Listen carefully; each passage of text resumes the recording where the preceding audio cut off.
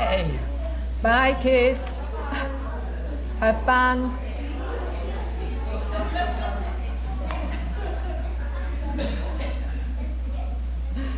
Okay. This morning platform is on humanity from origins to extinction, and it is with our own leader, Anne Klaeysen.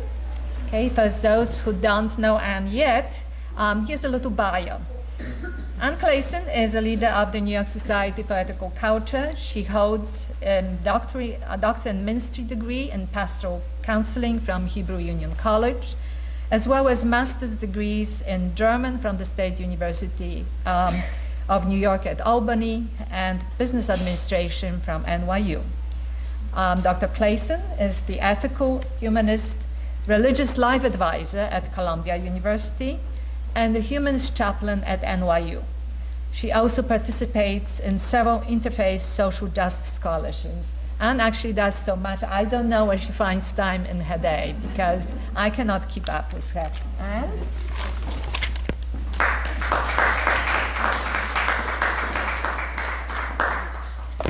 good morning. I'm going to turn the light on up here. There we go. Great. Okay. So I like to use poetry in my platforms, and a while back some folks asked if I would make copies available. So if you'd like to read along, you may. And this first poem is by Faith Sheeran. It's called Early Hominids Slept in Trees.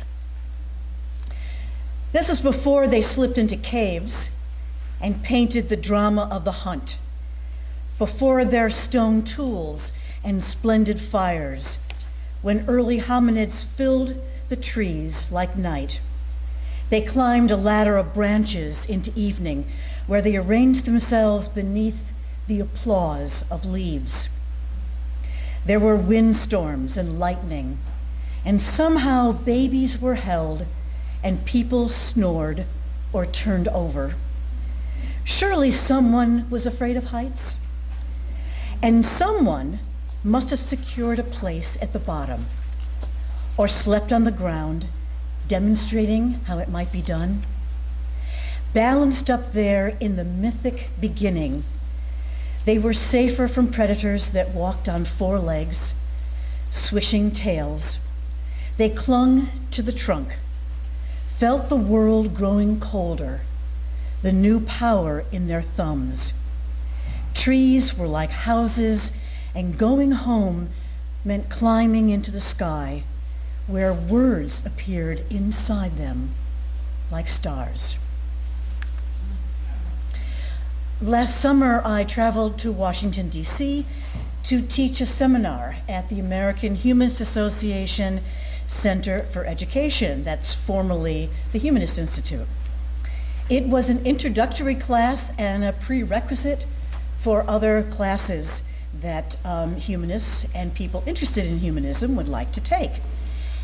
For the first time, we added a field trip to the seminar, and we took a trip to the Smithsonian's Hall of Human Origins to help us understand a question.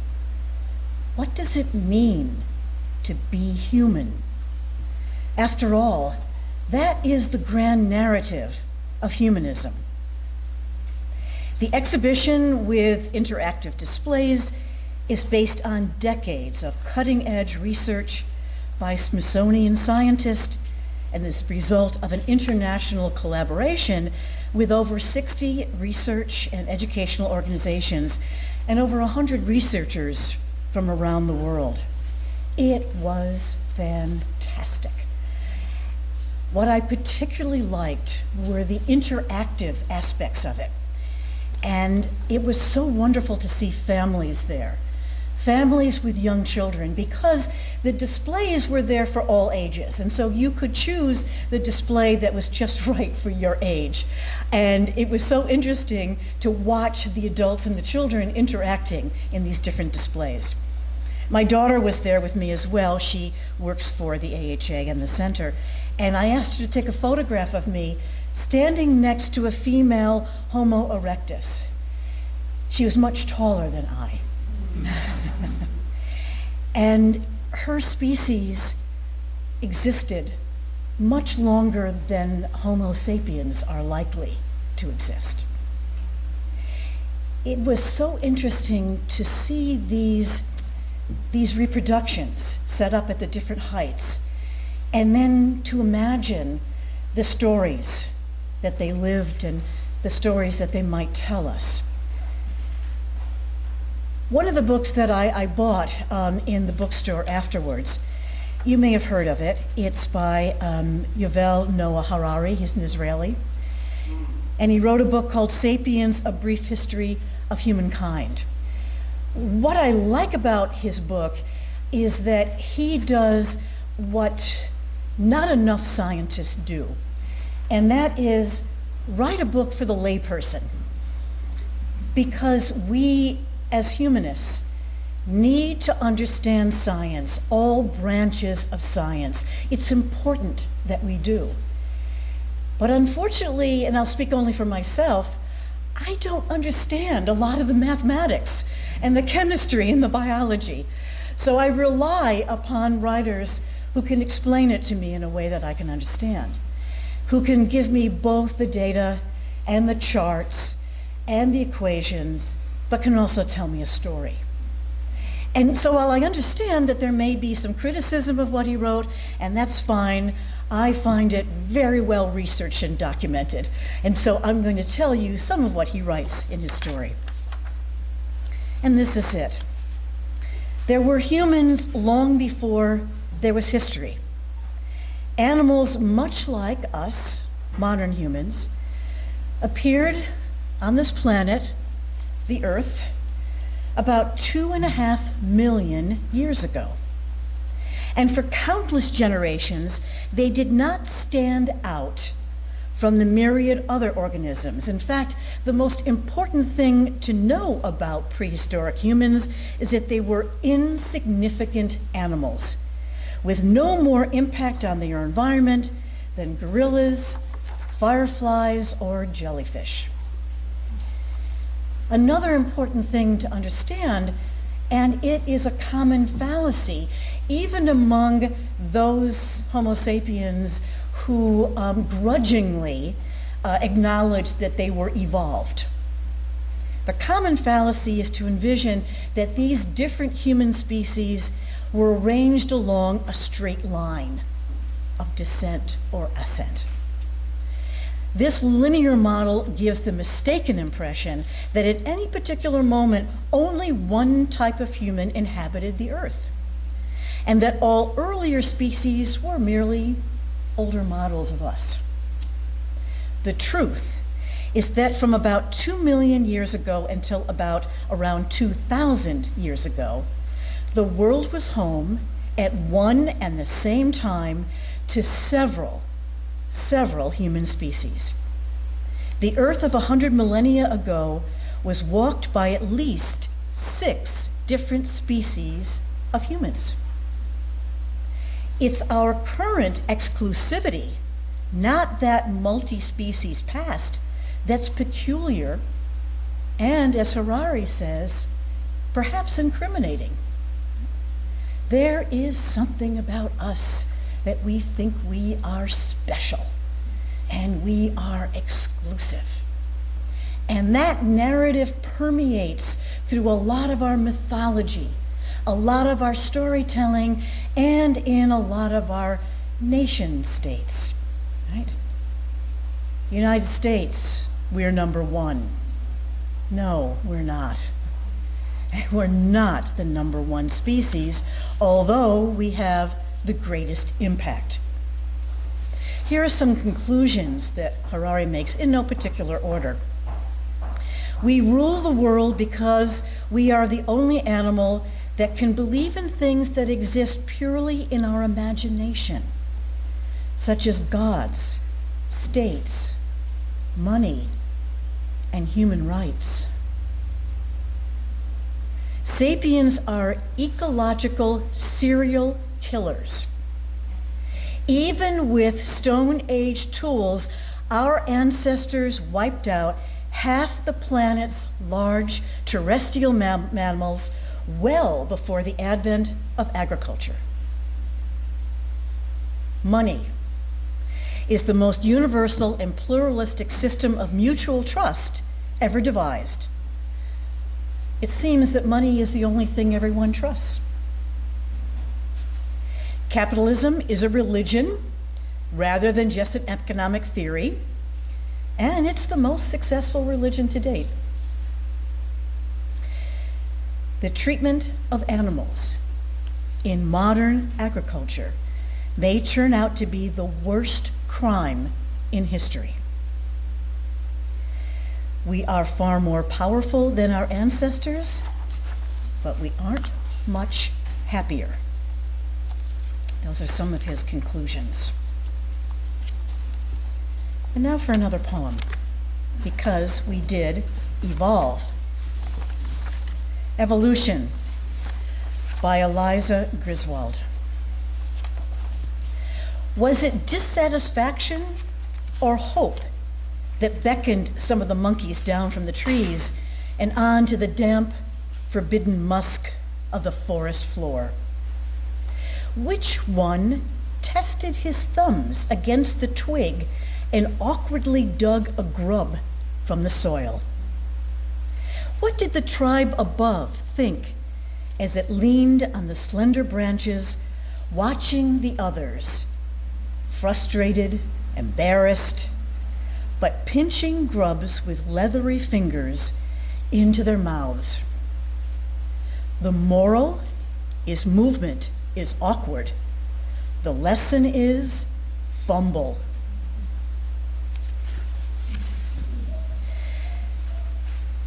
But you know, we almost didn't make it. We almost vanished from the face of the earth. Robert Krulik wrote something called When Human Beings Almost Vanished from the Earth 70,000 years ago.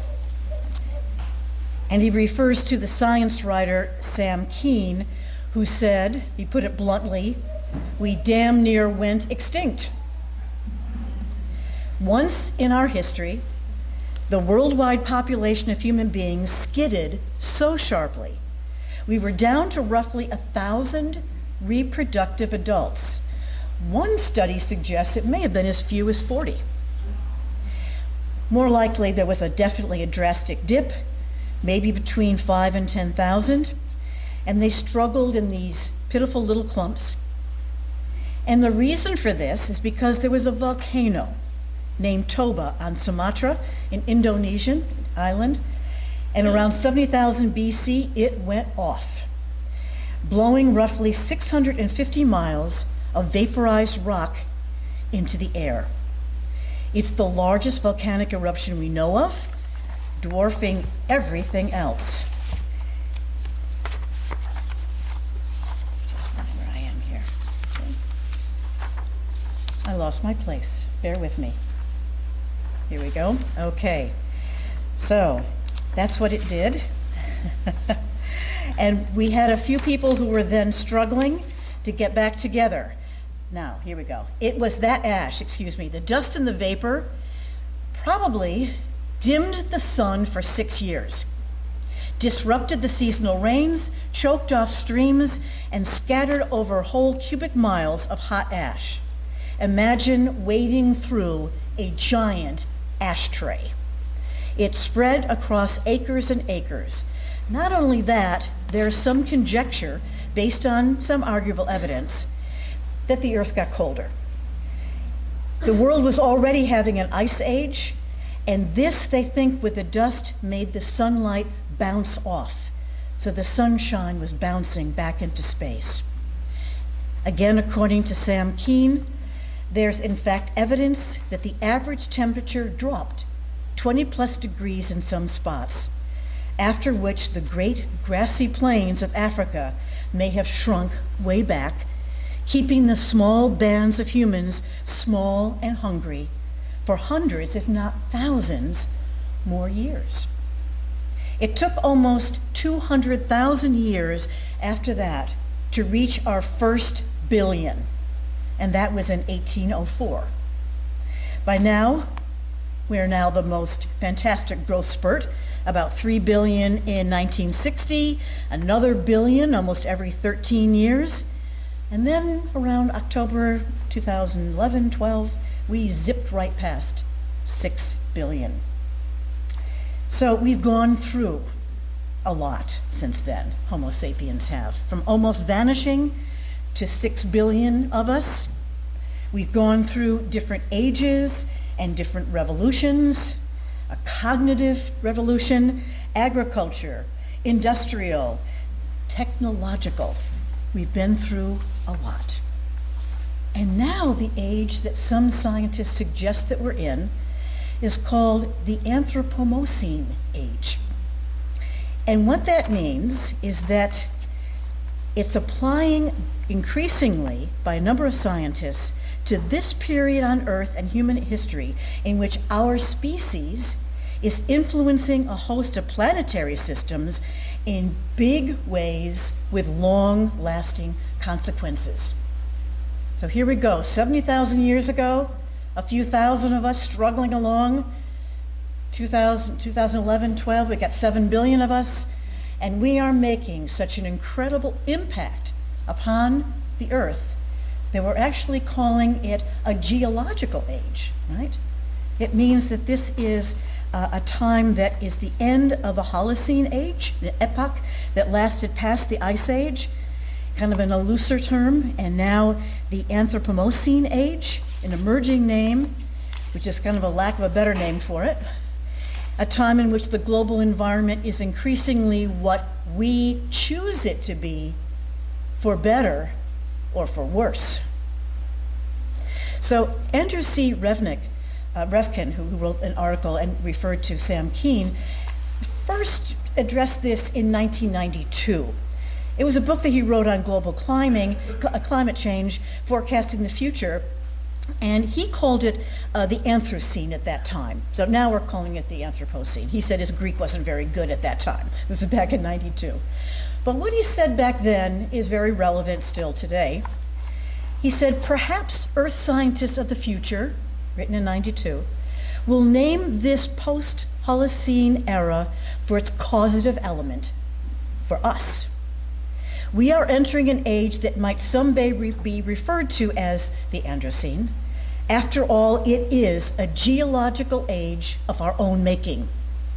The challenge now is to find a way to act that will make geologists of the future look upon this age as a remarkable time, a time in which a species began to take into account the long-term impact of its actions. The alternative may be to leave a legacy of irresponsibility and neglect of the biosphere that could eventually manifest itself in the fossil record as just one more mass extinction, like the record of bones and footprints left behind by the dinosaurs. And so in December, the philosopher Todd May, and I've used some of his essays in some of the workshops that I've done here. He's not only a philosopher at Clemson University, he's one of the philosophical advisors for the television show The Good Place. Does anybody watch The Good Place? Hey, Fabio. They actually do use philosophers to advise them on this show. And it is about ethics. I highly recommend it. We could do a whole program here just on The Good Place. At any rate, Todd May asked the question, would human extinction be a tragedy? He wants to suggest, at least tentatively, both that it would be a tragedy and that it might just be a good thing.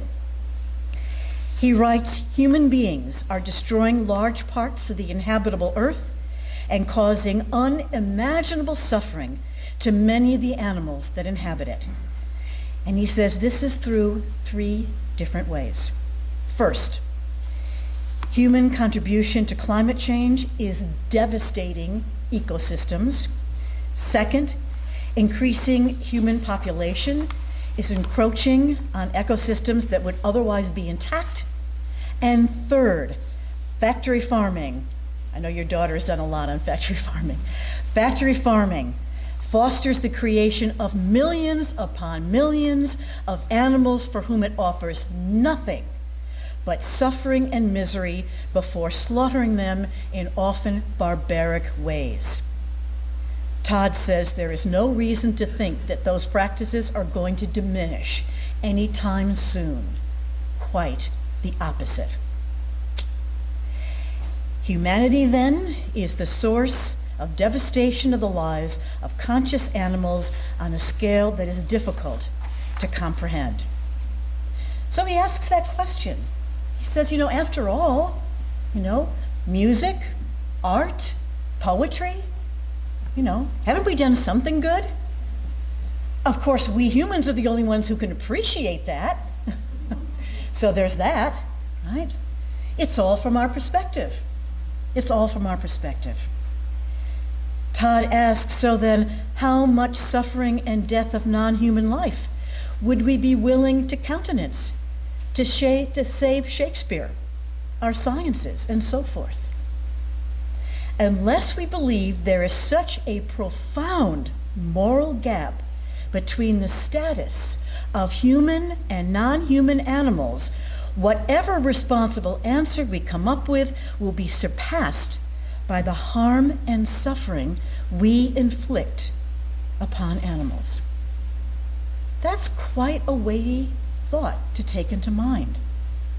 That moral gap, right, between humans and non-humans.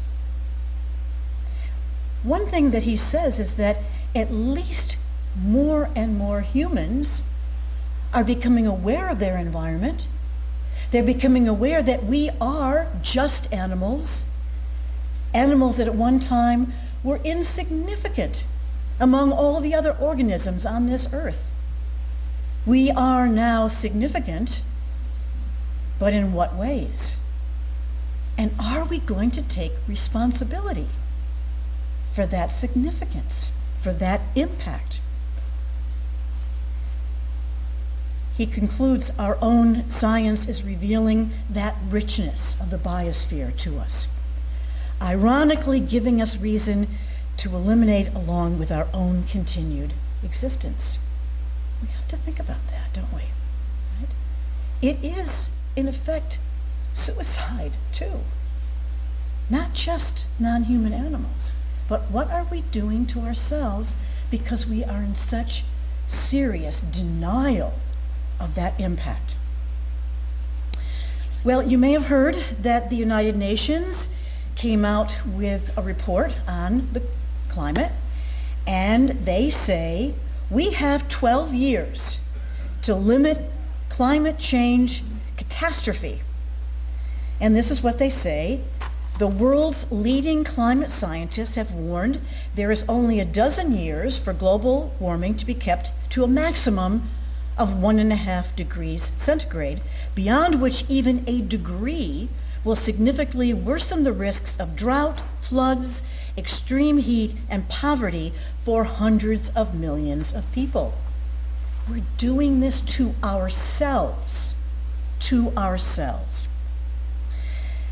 The author of this landmark report by the United Nations Intergovernmental Panel on Climate Change says that it is time, it is a line in the sand, and what it says to our species is that this is the moment and we must act now. Deborah Roberts is one of the co-chairs. She said, "This is the largest clarion bell from the science community, and I hope it mobilizes people and dents the mood of complacency." Complacency. Well, thank goodness for the young people who were here on Thursday, the 21 plaintiffs. Each one of them told their personal stories, where they're growing up, the impact that they have experienced, and the impact they anticipate they will continue to experience as they grow older. Sea level rise would affect 10 million more people by 2100 if the 0.5 degree extra warming brought a forecast of 10 centimeters additional pressure on the coastlines. The greatest difference would be to nature. Insects, which are vital for the pollination of crops and plants, are almost twice as likely to lose half their habitat at 2 degrees centigrade compared to 1.5 degrees centigrade. I could go on, but I do recommend that you take a look at it. Go to the United Nations and the report. It is in great detail, well researched, well documented. And what they say at the end of the report is, we have presented governments with pretty hard choices. We have pointed out the enormous benefits of keeping to 1.5 degrees centigrade and also the unprecedented shift in energy systems and transport that would be needed to achieve that. One of the other co-chair, Jim Skea of the working group, says, we show it can be done within the laws of physics and chemistry. Then the final tick box is political will. We cannot answer that. Only our audience can, and that is the government that receives our report. Well, this year, in September 2019, the Secretary General, Antonio Guterres, will convene a climate summit to bring together the world leaders of governments, the private sector, the civil society together on a multilateral process to increase and accelerate climate action and ambition. And this summit will focus on the key sector where action can make the most difference. I don't think you need to tell you this, but I will anyway, and that is heavy industry. Nature-based solutions, cities, energy, resilience, and climate finance. We can do it, we need to do it. Our young people are doing it. You know who else is doing it? Who else is really coming forward?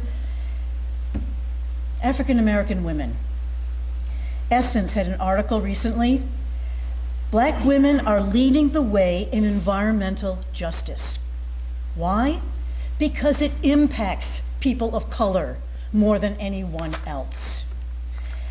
Black women nationwide are boldly leading a growing effort to heighten public awareness of how environmental issues like pollution and climate change affect African Americans and other people of color, and galvanizing the push for environmental justice in their communities. The U.S. Environmental Protection Agency defines environmental justice as the fair treatment and meaningful involvement of all people, regardless of race, color, national origin, or income, with respect to the development, implementation, and enforcement of environmental laws, regulations, and policies. Just like in the civil rights movements of the 1950s and 60s, this environmental justice movement began at a grassroots level. And it began in 1982 with a small group of Black men and women protesting the construction of a hazardous waste center in their county of North Carolina, in their community. It's now widely regarded as the catalyst of environmental justice movement. They got the word back in 1982 and took to the streets, their community, and they made a difference in their community because they connected the dots long before many other people did. The environmental justice movement has always been led and powered by Black women. In 1988, Peggy Shepard co-founded We Act for Environmental Justice. That's an organization that helps New Yorkers, especially those in low-income communities of color, fight environmental policies that have a negative impact on them. As Shepard said, in northern Manhattan, residents continue to suffer disproportionately from the impacts of air pollution, particularly those living in East Harlem. East Harlem. Steve Serling, one of our members, teaches at Park East, a high school in East Harlem, and he brought, oh my gosh, at least a dozen of his students on Thursday. And they got to meet the 21 plaintiffs in this environmental case. They're learning what it's all about, and they're learning how they can help in their community. It's amazing, right here in Manhattan. Environmental justice and climate justice are not issues that are necessarily right in your face, according to Kendall Crawford, who's the director of the Virginia Interfaith Power and Light. He says, but like police brutality or bias, we may face it in the corporate world, but in many cases, it's just as deadly. What else is happening? Something else that we can do? Well, I've been talking about extinction. How many of you have heard about the Extinction Rebellion? Ah, you have one. Oh, a few more. Okay. I hope that all of you will learn more about the Extinction Rebellion and will participate. It started in the UK. In London, they closed down the metro. They closed down some of the bridges there. They took to the streets and they shut down a lot of the city to call attention to what's happening. I think you probably have listened to the video from Greta Thunberg. She spoke at Davos. She and many other young people are part of this movement taking to the streets. In some of the big cities, in Copenhagen, in Stockholm, in Berlin, young people are walking out of school and taking to the streets, calling attention to the way that the adults in their lives are squandering their futures. They don't have a future if we don't do something. The explosive growth of the Extinction Rebellion, which began in England with the support of a group of academics just a few months ago, already has 190 affiliates on 5 continents. And it's fueled the ballooning ranks of people around the world who are frustrated, alarmed, and depressed by the failure of their governments to take real action. It's drawn inspiration from the civil rights movement, from Occupy Wall Street, from HIV/AIDS protest groups, ACT UP. Extinction Rebellion makes clear demands, among them that the government must tell the truth about the climate and enact legally binding policy measures to reduce carbon emissions to net zero by 2025. It also aims to acknowledge and draw on the intense emotions that come with the environmental calamity that's upon us. As one of the organizers, founders in England put it, even while resolving to limit the damage, we can mourn. We can mourn what we're going through. And so I leave you with that because there is hope. Why? Because we can imagine it. And that's one thing we really can do, and that's one thing that Homo sapiens do really well, right? We can imagine it. And we can humbly listen to the stories of people who are suffering now with the impact of global climate change and not be so damned privileged about it. There was an article in today's paper about the wealthy people who go to ski, right? And they love it. If there's not enough snow, they're willing to pay to have those snow machines make some more snow on the slopes. Aspen, other places, you've heard of them. They're wealthy enough to put their money both into the research and to the changing what's going on in their countries and others. What's lacking? Political will. Do they not have children, grandchildren? Hubris alone, in terms of having your own personal legacy of your DNA continuing, that alone, I would think, would move some people to action. Well, again, I think Extinction Rebellion has a good thing going, and next time, and you can check, just Google it, and you'll see the next time they're having an action. Some of them were at the ice skating rink at Rockefeller Center, and they lay down on the ice, and they formed the logo of their organization right there on the ice. So They drew attention to themselves. There are many other ways of drawing attention to this problem, and I leave it to you to find more and to join our Environmental Stewardship Committee.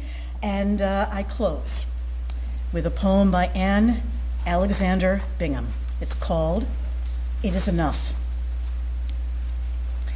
It is enough to know that the atoms of my body will remain, to think of them rising through the roots of a great oak, to live in leaves, branches, twigs, perhaps to feed the crimson peony, the blue iris, the broccoli, or rest on water, freeze and thaw with the seasons. Some atoms might become a bit of fluff on the wing of a chickadee, to feel the breeze, know the support of air. And some might drift up and up into space, stardust, returning from whence it came. It is enough to know that as long as there is a universe, I am a part of it. Thank you.